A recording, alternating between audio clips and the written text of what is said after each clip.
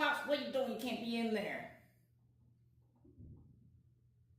Klaus, get out of the boat. Hey everybody, welcome back to the K2N Online Paddle School. We are back here with episode 9 of the K2N vlog. This week going over some standard maintenance on my Olympic spec K1, as well as some circus tricks in the Outrigger canoe that I got yesterday and today. Big shout out to my buddy Matt for mailing me a foot plate for the K1. As I get into the maintenance part of that, my foot plate had dissolved, it broke, eroded over time. It was a system that had a bunch of pieces of wood that were like glued together, and over a period of time it just started to fall apart. Today's talking point is traveling through different paddling worlds and some of the crossover that comes from those different disciplines. Primarily, I wanted to talk about the structure and standardization that comes from kayak paddling. Kayak paddling has an Olympic outlet, so there's a lot of countries that have developmental programs that are designed to take a child or a beginner essentially and progress them to an Olympic medal. A lot of money and research and development that goes into this process, and then executing over a period of time, and overall just honing this process so they can produce Olympians within the kayak sprint discipline. In the US, we have sports that do that, right? And if they don't have an Olympic outlet, they may potentially have a professional outlet that has million-dollar implications, right? But the primary injection is time, money, effort when the government gets involved, especially, right? You have a state-funded program for athletics. There's a lot of science and research and development that goes into that. I would say in general, most people that take up kayak paddling specifically have a very cerebral way of looking at movement and trying to break down these things. And the sport in general has a lot of these ideas that are just set more in stone. On the contrary, when we look at ocean paddling, specifically with Outrigger canoe,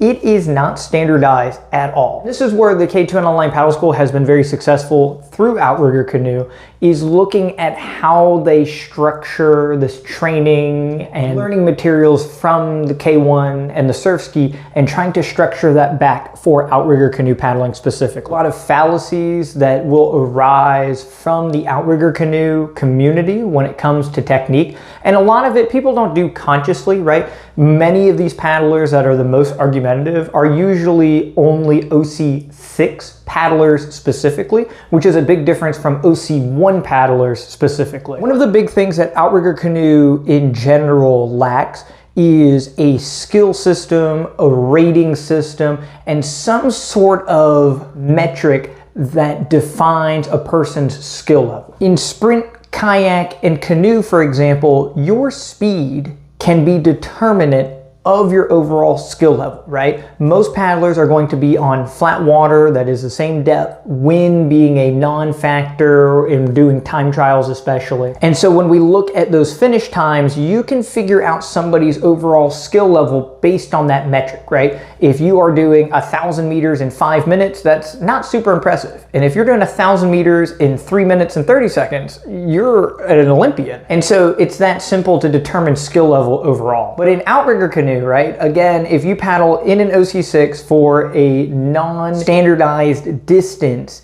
in conditions that are varied with tide, wind, and swell with a random crew, it is hard to pinpoint your overall skill level. It's important to mark where your skill level is at in order to understand progress or regression. Going through the motion that has been taught is one aspect of a sport, but honing this to get more performance is an entirely different process. Golf has an excellent system with the handicap system. If you're talking to somebody with a 30 handicap, it means that they are learning and trying to figure out how to hit the ball and keep it straight down the fairway. And if you're talking to somebody that has no handicap, right, it means that their skill level is much higher, and it's easy to determine their skill level based on this. Smaller niche sports, there's not enough paddlers to be integrated into this system to allow for a rating system of that caliber to be successful. You need a lot of people in this ELO system or skill system in order to have this defined rating. And so when you remove this rating process, again, it makes it very difficult to track progress. If you're an Outrigger canoe paddler and you have been deemed a C-level Outrigger paddler, there is now an incentive to figure out how to go faster to be a B racer or an A or an elite or into the open. automatically by having these categorizations, right, there's an implication of progress. If you remove all of this, all of a sudden there is no checks and balance system where people can understand what is my skill level, what am I doing with my movement and my ability, and what is the end goal and the end result of these movements. And again, filling that with fallacy. One of the most common ones recently that I have had to deal with as a coach is paddlers living in a certain geographical location and using that as a platform for their perceived skill level. It would be equivalent to saying, I lived in China for 20 years playing table tennis. Oh wow, Robert, that would imply that my skill level is super high since table tennis is the national sport of China. They win all these Olympic medals. It is a storied 100-year process of table tennis. And by me being near that for 20 years, 2 decades of doing this, it would again imply that my skill level is very high and the way that I've learned it and I'm doing it would also match this perceived situation. But with a rating system, oh, Robert, what is your rating system? Oh, I'm a 1,000 player. That's a novice in the US, right? Being a 2,000 or 3,000 player in the US would be more on par with being somebody that has been in the sport for 2 decades. And so paddlers fall back on, oh, I used to live in this place and paddle with this club for X amount of time. But again, we don't have a checks and balance system of figuring out how good is this racer? How fast do they go? Can they paddle an OC1? What is their contribution to an OC6?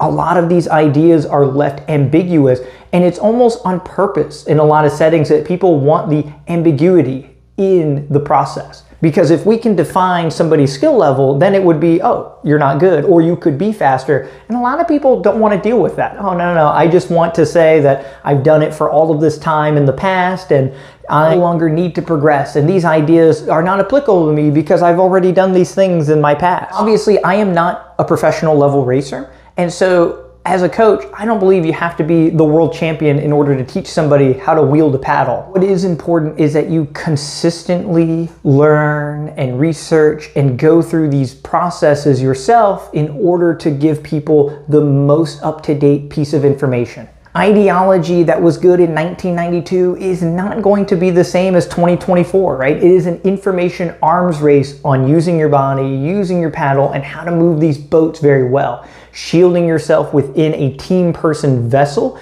is going to keep you in a time capsule as these other paddlers that are figuring out how to move a boat fast for themselves start going faster and faster as time progresses. So back to the K1, it's very fun doing that. Again, it's very standardized. The only argumentative aspects that you will see in kayak is usually semantics, right? Most people have the same end idea that they want to share. They're just going to share it in 5 or 6 different ways. There's nothing wrong with that. And again, most coaching cues aren't incorrect. It's just how broken down are they and how can I understand them? Some people hear a coaching cue and they don't get it on that day. But a year later, they hear the same one. They're like, oh my gosh, it changed everything I'm doing about paddling. The idea is there, it's just how does it resonate with you personally? We'll go into the K1 maintenance of me swapping out that foot plate, going on the water with the training footage for today, as well as some of the circus trick of trying to figure out how to stand while flying the AMA. You know what you think about a skill categorization for paddling in general. Thank you guys so much for checking out the vlog, and we'll see you all next week for episode number 10. All right, everybody, welcome to my garage. So ripping out the old K1 foot plate, not ripping it out, it just comes out easy. And then giving a little showcase of what's left, and you can see all this like balsa wood that's, I don't even know, I didn't really look at the foot plate too closely since it's on the inside of the boat, so I don't know what it really looked like when it was new. This is the foot plate that my buddy Matt sent to me. And I have a rudder here, but it shows what a tiller bar system is if you're not familiar. You have this little bar that sticks out in the opening and use your feet to swivel back and forth like windshield wipers to actually turn the rudder. This allows you to push with your toes. So it installs perfectly. He got it from another Epic Legacy boat and very graciously mailed it to me. So this is the foot plate reinstalled. And then there's the tiller bar. So this allows you to push with your toes instead of pushing with your heels if you're more familiar with the gas pedal style Ocean Surski Outrigger steering systems. I have the seat here, which I take out to show Then I have the risers in here. I always have it on the highest setting.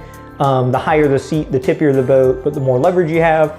And I'm child size, so I like having every leverage advantage that I can get.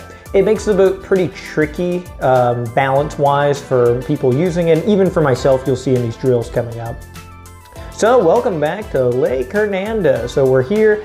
I have the boat on land here to make sure that I have the foot plate and the seat in the proper place that I'm looking for. And I wanted to showcase here as well, when you push with your heels down, your knees only go so high. And when you watch K1 paddlers, you'll see their knees come up really high. So when I push with my toes, you can see that my knee and my shin literally come out of the boat, right? So when you're looking at leg drive in K1, it's disingenuous to the leg drive that you would get in a surf ski because of that mechanic. So picking up the boat, walking down the water. This is a sprint specification boat, so it's not as light as it could be. I forgot what the spec is. It's like 30 pounds or something like that, but it's kind of a heavy little boat. 17 feet long. Getting into the trickiest part, I almost fell out, but I edited that out because I wanted to look cool. So I'm paddling pretty timidly here. My knees aren't moving yet, and I'm just taking some strokes, trying not to hit the dock, getting used to the tiller system again. The boat's super fast. I mean, you'll see in the video that it really does cruise. First drill I do here is touching my hand to the head. So Lisa Carrington and New Zealand Sprint Canoe Kayak have a cool little series on YouTube of drills to do, and this is one that I really like doing. And it's where you take your index finger and touch your head, and this just ensures that you're pulling your top arm and bending at the elbow properly to create positive blade angle and get a lot of the leverages. Trying to windmill into the stroke is very common within the stroke, and trying to create and manage those positive blade angles is very important. The other aspect here is balance. As that paddle hovers in the air, you can see I kind of fumble around a bit. The paddle being in the water helps with stability, so having it pause in the air challenges your balance. And I'm doing these drills specifically to get my nerve endings to fire and try to figure this boat out again. My legs are moving here, but you can see I'm kind of relying on my bracing as I go through this drilling. The next drill is getting the bottom hand to touch the water, and so what I'm trying to do is rotate into the stroke and push with my bottom hand down to the water where my pinky makes contact with the water. This just helps promote and facilitate a little extra rotation, and a lot of the slow stroke fast boat drills I'm going to do today are going to revolve around that. So going through all of this movement, just pretty easy for the most part, but you can see I'm still relying on my brace here and there, just getting used to the seat position. The next one is one stroke and then pumping the legs 3 times. So I get around this turn here, pump, pump, pump, set up the stroke, 1, and then I'm gonna pump the legs 1, 2, 3, set up the stroke, and take it. So again, you have a lot of air time here, so it's really challenging the balance when you're moving your hips, not engaging with the water, right? You're utilizing the blade as a leverage point and as a crutch almost as you're bracing through the stroke. And so when you remove that and pump your legs, it's much harder. You can see that my blade skims the top of the water, so I don't fall in here. But again, this is just the final stability drill to really just make sure that I'm able to put down power and move more freely in the boat. This is a great one for me to be empathetic for paddlers that do have balance demands as they incorporate drills, because it is hard, right? Even for me here, if I lack concentration or focus, even for a moment, I would immediately fall in. So this is a drill that really hones all of those minor details. So getting into the workout, I do a 2-minute, around 50 strokes per minute. And I totally forgot to hit record on the GoPro. I have it on my Connect Garmin, so we'll talk about that after this.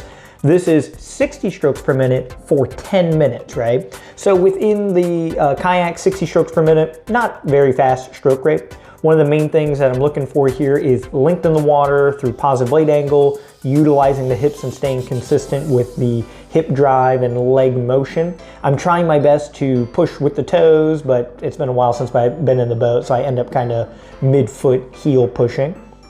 Having length in the water and utilizing the paddle and all of its leverages are very important when trying to get power output. So here's the 10 minutes, 1.22 miles. It ends up being 29 SPM and I'm looking for 30. Garmin, it's gonna be half, so that's really 58 strokes per minute. 22 feet per stroke, so it's about 11 feet per singular stroke. The second set is going to be 10 minutes at 70 strokes per minute, so a bit higher on the stroke rate. So there's going to be less power, less connection with the water, but because of the faster turnover, the boat doesn't have time to slow down, and the overall boat speed is going to be a bit higher. Looking for the same ideology, right? Not quite as much length in the water, not quite as much pressure and power at 70 strokes per minute, but still trying to really push and find that connection with the water. The top hand is driving and guiding the blade down and through the water. At 70 strokes per minute, the Garmin is going to read 35 strokes per minute here.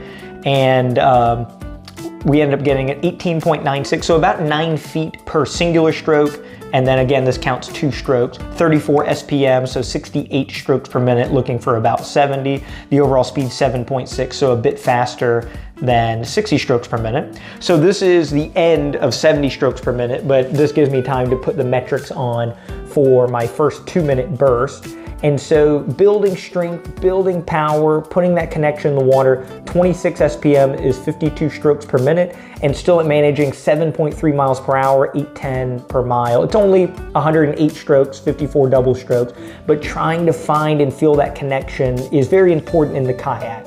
You don't want to just windmill and go through the motion, you want the connection. Just like here in the sprinting, it's not about the high stroke rate, it is about finding the same pressure from those low stroke rate drills and connecting them in the water here. Here's the clip from the thumbnail where I hit 11 miles per hour for one singular right side stroke right there, and that's it. But connecting that power and then raising the stroke rate higher, that's the key. That ended up being 120 strokes per minute. And then at the end, doing a little circus trick in the K1, I can stand up in it, sort of, kind of. I was going to try and jump around in it, but my legs start shaking. I'm super tired from this workout, so I just bail out, and that is session 1 for the day. So the Outrigger canoe, flying the AMA, and then standing up. This is footage from yesterday, Tuesday. This vlog came out Wednesday, and the training's Wednesday. So I was kind of riffing in the boat and trying to figure out what is something that I've never seen before and what stretches the imagination. And standing while flying the AMA came to mind. And so I'm doing this with a sprint canoe paddle because it's longer and it has a bigger blade face, but just assessing, is it possible, right? And getting down the framework, then switching to an actual Outrigger canoe paddle here, right? Bringing my hands really close together just to get the bracing a little bit higher than it would normally when you're typically paddling. Setting my leg in position, that way when the AMA is up, I can just push off and stand all the way up. The next aspect is the transition, right? Meaning that we start paddling and then transition the leg there and then stand up without having it like in a preset location. I don't fall often, but I wanted to include me falling there just for laughs and giggles. Here's another one. You can't be afraid to fall if you want to progress. It's part of getting better, is getting in these boats, pushing the limits, whether you're goofing around and doing circus tricks or just trying to paddle faster. So like anything, I had a buddy, hey, it'd be really cool if you could stand and paddle, right? So I'm glad he didn't say and juggle, because I can't juggle. So standing up, I got a sup paddle so I can actually reach the water, and I get the AMA up, take a stroke, look at that, flying the AMA while standing with the blade in the water, and the AMA only touched the bottom 2 or 3 times here. But this was the best I could do. This was after the K1 training today, so my legs are zapped. Thank you guys so much for checking out the vlog. If you have any thoughts that you'd like to share, feel free to comment. It's a great place to talk about, you know, some of the things discussed in the video and just larger ideas, anything that you guys have to share, I'm interested in hearing. Thank you all so much again. If you haven't subscribed, we're almost at 5,000 subscribers, so please do so. We're about 50 away. Thank you guys so much for the support, and we'll see you next week for episode 10.